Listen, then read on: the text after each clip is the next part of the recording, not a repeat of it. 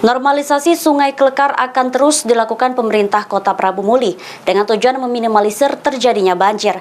Untuk itu melakukan hal-hal tersebut, Pemkot Prabu Muli kini memperjuangkan anggaran dari Kementerian PUPR dan BNPB pusat sebesar 40 miliar rupiah.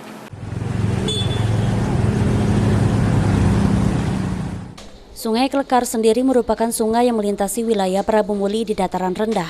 Saat musim penghujan tiba, sungai ini sering kali meluap sehingga mengakibatkan banjir.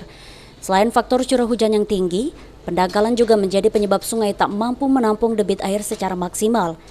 Dengan hal tersebut, pemerintah Kota Prabu Muli kembali akan memperjuangkan anggaran untuk menormalisasi Sungai Klekar yang berliku-liku. Saat ini, Pemkot Prabu Muli sudah mendapatkan anggaran dari Balai Besar Sungai Sumsel sebesar 5 miliar rupiah dan sedang dilakukan pengerjaan. Serta Pemkot Prabu Muli juga berusaha mendapatkan anggaran dari Badan Nasional Penanggulangan Bencana sebesar 40 miliar. Sekarang kita sedang memperjuangkan anggaran juga. Itu insya Allah dari anggaran cuma dikit ya, Balai Sungai Daerah 5 miliar sudah dapat, sudah mulai begawi.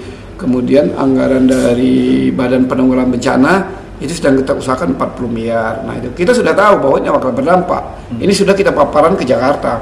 BNPB sudah paparan ke Jakarta. Ini dampak yang dialami masyarakat kalau sungai ini tidak segera kita atasi. Nah itu.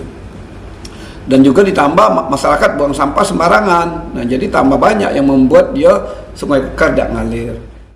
Ridho Yahya juga menghimbau kepada masyarakat agar menjaga lingkungan dengan tidak membuang sampah sembarangan sehingga tidak memperparah musibah banjir.